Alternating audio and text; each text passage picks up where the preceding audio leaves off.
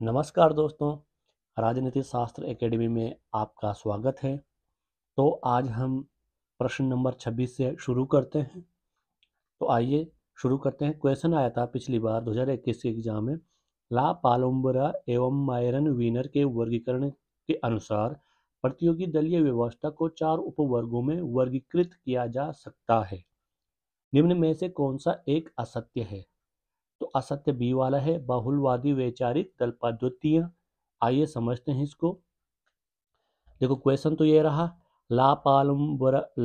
पोलुम्बारा और Myron Wiener के वर्गीकरण के अनुसार प्रतिस्पर्धी दल प्रणाली यानी कम्पिटिटिव पार्टी सिस्टम, बहुदलीय लोकतंत्र में जहां दल आपस में चुनाव लड़ते हैं, वो 4 श्रेणियों में बांटा गया। इनमें से कौन सा गलत है?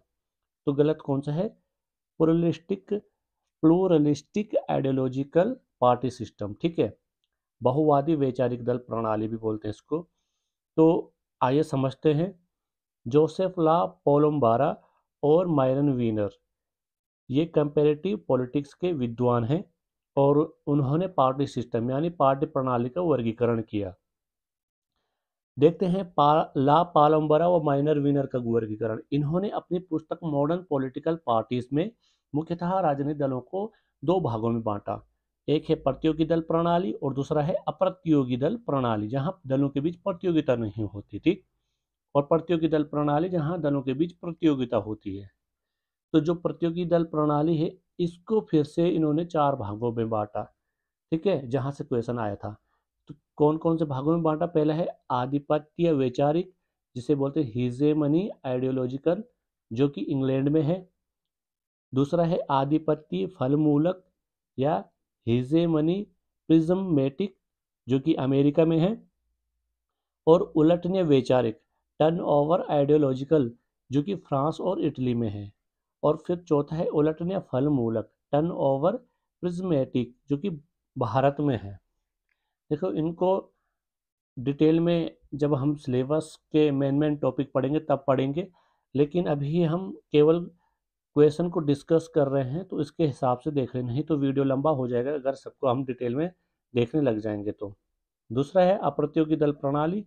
इसको फिर से इन्होंने 3 भागों में बांटा। तो हो सकता है कभी ये आ जाए क्वेश्चन में कि अप्रतियोगी दल प्रणाली को इन्होंने कितने भागों में बांटा, ये इनमें से कौन सा पार्ट इनके वर्गीकरण का हिस्सा नहीं है। तो पहला है एक दल प्रभावी, दूसरा है एक दल पद्धति, तीसरा है एक दलीय सर्वाधिकारवादी।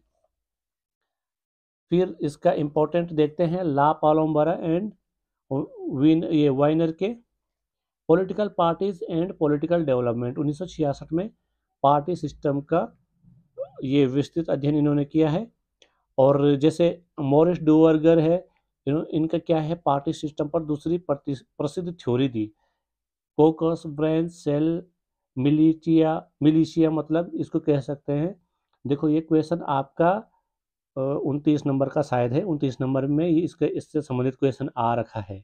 जब मैं क्वेश्चन का मतलब जब मैं ये कर रहा था, एनालिसिस कर रहा था, तो ये मैं अलग से फैक्ट जोड़ा हूँ ताकि इससे संबंधित क्वेश्चन आए। लेकिन मज़े की बात क्या है कि ये ऑलरेडी 29 नंबर के क्वेश्चन में आ ही रखा है। तो देखो हमें इसीलिए जो हम क्वेश्चन जो हमारा PYQ सीरीज़ है, ये इतना इम्पोर्टेंट है कि क्योंकि हमें इसी के इर्द गिर्द अच्छे से टॉपिक को कवर करना है। अब तो सिलेबस भी आ गया है, अब तो ऐसा भी नहीं है कि क्या सिलेबस चेंज होगा या नहीं होगा। तो आप लोग इसको बहुत अच्छे से तैयार करके रखना है, ठीक है। रही बात UGC नेट लेक्चरर एग्जाम में, ये बार बार आता है। डोवेर्गर और ला पालोम्बार के पार्टी सिस्टम वर्गीकरण बार बार आता है, ये आगे के क्वेश्चन में आ रखा है। और सहमति आधारित लोकतंत्र, ये भी आता है क्वेश्चन में, ठीक है, आर एंड लीज पार्ट करके। तो सिलेबस से संबंधित अगर हम बात करें किस, ये है comparative politics and political analysis से, party system and pressure group से जुड़ा हुआ है। एग्जाम रेफरेंस आप लोग देख लीजिएगा कौन कौन से एग्जाम में आता है। बात करते हैं प्रश्न नंबर 27 की। मूल क्वेश्चन क्या आया था, उपद्रव और प्रदर्शन निम्न में से किसके उदाहरण हैं? तो ऑप्शन देख लीजिएगा आप, ये है सही आंसर इसका डी, जिसको अप्रतिमानित या चमत्कारिक हित समूह कहा गया है। समझते हैं इसको, या इसको दंगे और प्रदर्शन भी बोल सकते हो, ठीक है। तो एनोमिक इंटरेस्ट ग्रुप, ठीक, इसकी व्याख्या देखते हैं। हित समूह, इंटरेस्ट ग्रुप ऐसे संगठनों या समूहों को कहते हैं जो राजनीति और सरकार पर दबाव डालते हैं ताकि अपने हित पूरे कर सकें। अब गैब्रियल ऑलमंड और सिडनी वर्बा, इन्होंने क्या किया, इंटरेस्ट ग्रुप का वर्गीकरण किया। और इस सीधे डायरेक्ट क्वेश्चन भी आता है कि इंटरेस्ट ग्रुप का वर्गीकरण इनमें से किसने किया। तो इन्होंने जो वर्गीकरण किया किस किस आधार पर किया, पहला है संस्थागत हित समूह, इंस्टीट्यूशनल इंटरेस्ट ग्रुप, जैसे संसद हो गया, नौकरशाही हो गया, न्यायपालिका जैसी औपचारिक संस्थाएं हो गई। दूसरा है एसोसिएशनल इंटरेस्ट ग्रुप, सहकारी हित समूह, ट्रेड यूनियन, वाणिज्य मंडल, छात्र संगठन, इसके उदाहरण हैं। और तीसरा है नॉन एसोसिएशनल इंटरेस्ट ग्रुप, गैर सहकारी हित समूह, जाति धर्म भाषा पर आधारित असंगठित समूह। चौथा है एनोमिक इंटरेस्ट ग्रुप, एनोमिक हित समूह, ये कौन होते हैं, जैसे अचानक उत्पन्न होते हैं, बिना संगठन के गुस्से और आक्रोश से बने होते हैं, अक्सर हिंसक रूप ले लेते हैं। उदाहरण के इनके दंगे हो गए, प्रदर्शन हो गए, ठीक है। आसान भाषा में समझें तो दंगे और प्रदर्शन ऐसे असंगठित गुस्से वाले समूह होते हैं जो अचानक बनते हैं और ज़्यादातर हिंसक भी हो सकते हैं। इन्हें ही एनोमिक इंटरेस्ट ग्रुप कहते हैं। बाकी विकल्पों की व्याख्या देखें तो जैसे संस्थागत हित समूह हो गया, ये औपचारिक संस्थाएं होती है, जैसे सेना, न्यायपालिका और संसद, तो ये दंगे प्रदर्शन में नहीं आते हैं। सहकारी हित समूह हैं, ये संगठित समूह जो खास उद्देश्य से बने होते हैं, ये भी दंगे समूह में नहीं आते हैं। फिर गैर सहकारी हित समूह समाज में लंबे समय से मौजूद होते हैं, जैसे जाति धर्म जाति समुदाय, ये स्थायी होते हैं, अचानक बनने वाले नहीं। एनोमिक हित समूह अचानक बनने वाले असंगठित और हिंसक समूह होते हैं, दंगे सड़क प्रदर्शन ये हिंसक आंदोलन करते हैं। अतिरिक्त तथ्य की बात की जाए तो गैब्रियल ऑलमंड और Sydney Verba the civic culture, इनकी पुस्तक है 1963 में इन्होंने लिखी, पॉलिटिकल कल्चर और इंटरेस्ट ग्रुप की इन्होंने चर्चा की है, ठीक है। यूजीसी नेट एग्जाम में बार बार आता है, ठीक है। दंगे प्रदर्शन बहुत हॉट टॉपिक है, ये बार बार आता है, ठीक। और इंटरेस्ट ग्रुप का वर्गीकरण किसने दिया, ऑलमंड और वर्बा ने। सिलेबस की बात करें तो यह है comparative politics and political analysis, party system and pressure group से आया है, ठीक। एग्जाम रेफरेंस आप लोग देख लीजिएगा, यह यूजीसी नेट कॉलेज लेक्चरर में आता रहता है। 28 नंबर के क्वेश्चन की मूल क्वेश्चन की बात की जाए तो क्वेश्चन आया था, शांति व समृद्धि संघीय शासन की सफलता की वास्तविक पूर्व शर्तें हैं, यह किसने कहा। तो सही आंसर है केसी वियर ने कहा। आइए इसको समझते हैं, ठीक। केसी वियर, इनका जो समय है 1907 से 1989, ब्रिटिश संवैधानिक विद्वान है ये। और प्रसिद्ध कृति ये है उनकी फेडरल गवर्नमेंट, ठीक, 1946 में इन्होंने लिखा। उन्होंने संघवाद या संघीय शासन, फेडरलिज्म को परिभाषित करते हुए उन्होंने कहा कि संघीय शासन तभी सफल हो सकता है जब देश में पीस हो, शांति हो और प्रॉस्पेरिटी, समृद्धि हो। अगर लगातार युद्ध, हिंसा या आर्थिक संकट होगा तो संघीय ढांचा बिखर जाएगा, ठीक। केसी वेयर के अनुसार, केसी वेयर कह रहे थे कि संघीय शासन यानी फेडरल गवर्नमेंट तभी अच्छा चलेगा जब देश अमन चैन और खुशहाली में होगा। अगर झगड़े और गरीबी होंगी तो संघीय ढांचा टिक नहीं पाएगा। और बाकी विकल्प जैसे पीटर एच मार्कल की बात करें तो राजनीतिक समाजीकरण और कंपेरेटिव पॉलिटिक्स के ये विद्वान हैं, लेकिन यह कथन इनका नहीं है। और मॉरिस जोन्स की बात करें, ये भारतीय राजनीति पर इन्होंने काम किया है, इनकी कृति है government and politics of India, ठीक। और ये कथन भी इनका नहीं था। और ग्रेनविल ऑस्टिन की बात की जाए तो इनकी कृति है the Indian constitution corner stone of a nation, यानी भारतीय संविधान एक राष्ट्र का आधार पत्थर, इनकी कृति है। और एग्जाम इंपॉर्टेंट है, इसको याद कर लेना, क्योंकि ग्रेनविल ऑस्टिन से कोई ना कोई कथन या पुस्तक आ ही जाता है यूकेपीएससी में। भारतीय संविधान और संघवाद पर उनका विशेष अध्ययन है, किसका, ये ग्रेनविल ऑस्टिन का। लेकिन कथन जो दिया था क्वेश्चन में, ये इनका नहीं है। अब केसी वेयर को फादर ऑफ फेडरलिज्म स्टडीज, संघवाद अध्ययन का जनक कहा जाता है, बहुत इंपॉर्टेंट है।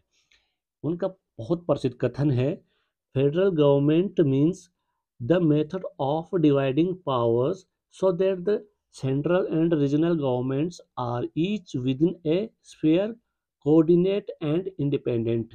यानी संघीय शासन का अर्थ है शक्तियों का ऐसा विभाजन जिसमें केंद्र और राज्यों की सरकारें अपने अपने क्षेत्र में स्वतंत्र और समान हैं, ठीक।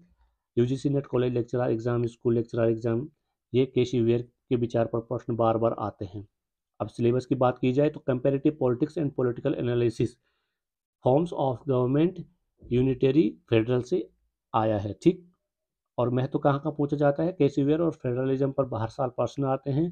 ठीक है, college lecturer, school lecturer, PGT TGT में आते हैं। बात करते हैं क्वेश्चन नंबर 29 की। तो मूल क्वेश्चन देखा जाए तो निम्न क्वेश्चन आया था, निम्न में से कौन एक मॉरिस डुवर्जर द्वारा बताए गए राजनीतिक दल के संगठन का बुनियादी तत्व नहीं है। तो सही आंसर है श्रमिक। देखा, मॉरिस डुवर्जर जो मैं आप लोगों को आगे डिस्कस किया था, यही इसी क्वेश्चन की मैं बात कर रहा था। तो जैसे अब अभी आप लोगों के पास 300 नंबर का पेपर रहेगा, पहले 200 नंबर का पेपर होता था, यानी 100 नंबर और बढ़ गए आपके। तो हो सकता है कि एक टॉपिक से आपके 3 से 4 क्वेश्चन आए, इसीलिए आप जो कॉन्सेप्ट पढ़ोगे उसको अच्छे से पढ़ना। अगर आप सोचो, अगर आप लोगों ने कोई एक टॉपिक मिस कर दिया और नहीं पढ़ा, और उसी उसी टॉपिक से 3-4 क्वेश्चन ऐसे आए जो बिल्कुल आसान थे, पढ़ा होता आपने, तो वो तीनों के तीनों आप सॉल्व कर जाते, 3 या 4 भी हो सकते। तो इसीलिए इस बार क्या करना है, सिलेबस को कंप्लीट रिवाइज करके जाना है एग्जाम में। और क्वेश्चन की जो क्वेश्चन का लेवल देख ही रहे हो, ऐसे ही रहने वाला है, इससे ज़्यादा कुछ नहीं होगा।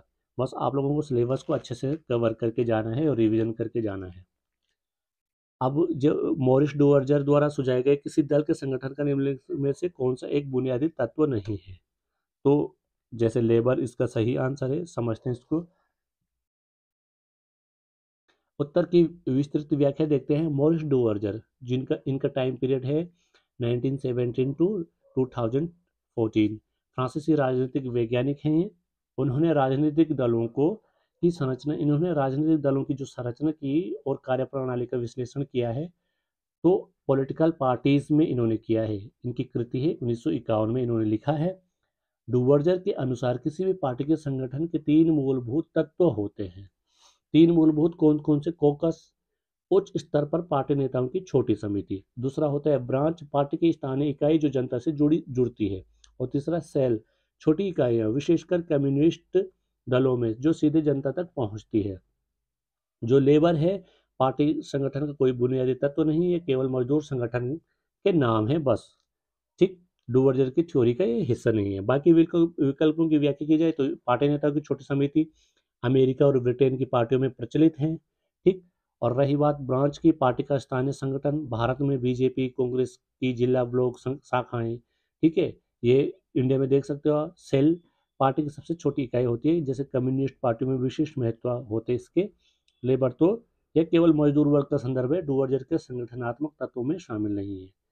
अतिरिक्त तथ्य की बात करें तो डुवर्जर का नियम है एक सदस्य निर्वाचन क्षेत्र प्लस बहुमत प्रणाली, 2 पार्टी सिस्टम, 2 दलीय प्रणाली। ठीक, और आनुपातिक प्रतिनिधित्व, बहुदलीय प्रणाली। ठीक, ये यूजीसी नेट कॉलेज लेक्चर में कई बार आता है। पार्टी ऑर्गेनाइजेशन के 3 तत्व, कोकस, ब्रांच, सेल, डुवर्जर का। ठीक है, तो ये आप लोग देख लीजिएगा, Duverger's law of party systems. Syllabus की बात की जाए तो comparative politics and political analysis, party system and pressure group से ये आया है। और एग्जाम रेफरेंस आप देख लीजिएगा इसकी, इस जो ये एग्जाम है UGC net college lecturer, school lecturer में आता रहता है। ठीक, अब बात करते हैं प्रश्न नंबर 30 की। गैब्रियल ऑमंड के द्वारा प्रस्तुत राजनीतिक सांस्कृतिक के त्रिस्तरीय विभाजन में निम्न में से कौन सम्मिलित नहीं है।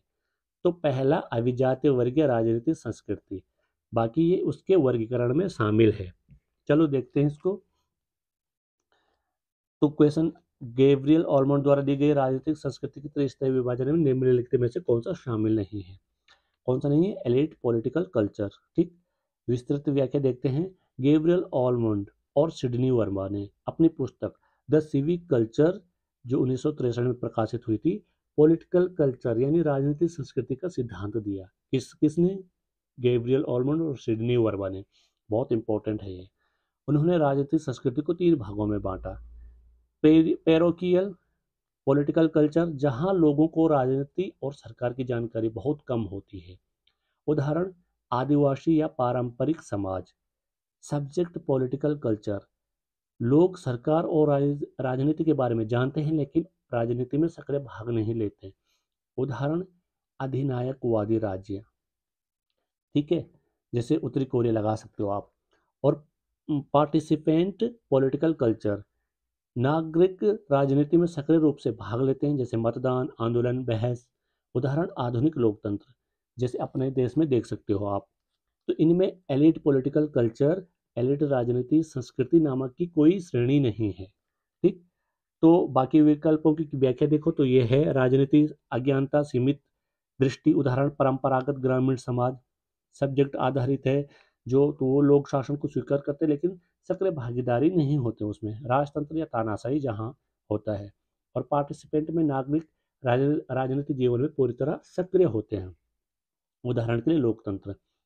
अब अतिरिक्त तथ्य की बात की जाए, द सिविक कल्चर किसकी है? अल्मंड एंड वर्बा की क्लासिक कृति है। इसमें बताया गया कि नागरिक संस्कृति एक मिश्रण है। ठीक। तो पैरोकियल, सब्जेक्ट और पार्टिसिपेंट, इनको याद रखना आप लोग। और यूजीसी नेट एग्जाम में बार बार ये आता है। पॉलिटिकल कल्चर के 3 प्रकार किसने बताए? द सिविक कल्चर पुस्तक किसकी है? तो अल्मंड वर्बा आप लोग याद रखना, बहुत इंपॉर्टेंट है ये।